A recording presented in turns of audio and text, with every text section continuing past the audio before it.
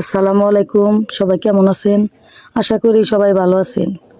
আজকে আমি দুপুরবেলা কি রান্না করব আপনাদের সাথে সব শেয়ার করব। এই যে পাঙ্কাশ মাছ দিয়ে আলু দিয়ে পাতলা ঝোল করব একটু, আর ডাটা দিয়ে এই যে বাটা মাছ রান্না করব, আর এই যে জালি কুমড়া দিয়ে পাঙ্কাশ মাছের মাথা দিয়ে একটু সবজি রান্না করব। এই যে সব গুছাই নিছি, যে পেঁয়াজ মরিচ কাটে নিছি, এখন রান্না করব। এখন ওই যে বাটা মাছ রান্না করবো, কড়াইতে তেল দিয়ে নিলাম,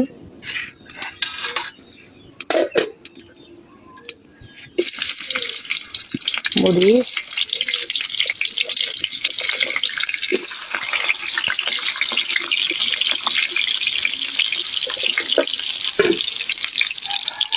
এখন সব মশলা দিয়ে নিচ্ছি,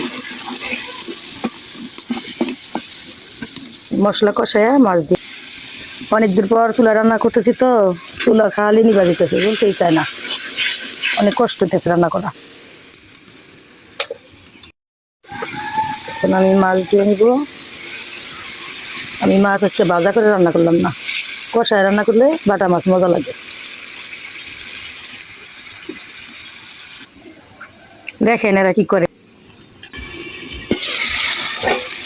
অল্প তরকারি তো তাই মাছের সাথে কষায় নিলাম। এখন অল্প একটু পানি দিয়ে দিব,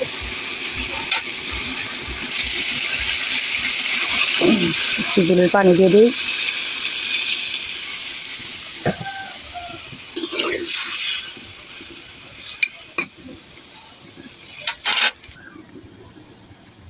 এই যে আমার বাটা মাছের তরকারি হয়ে গেছে, এখন নামায় নিলাম। এখন যে পাঙ্কাশ মাছ ভাজি করে রান্না করব।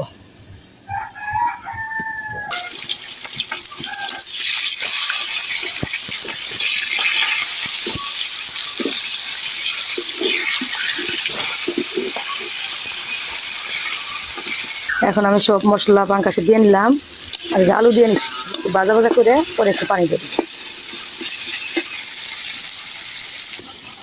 এখন আমি যে পানি দিয়ে নিলাম,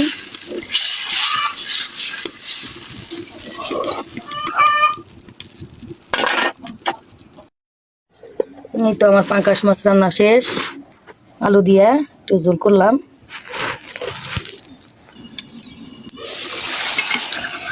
এখন আমি সবজি রান্না করতেছি মাছের মাথা দিয়ে,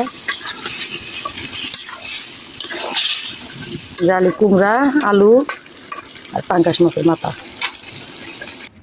এই তো আমার সবজি রান্না শেষ, এখন এই যে নামায় নিলাম।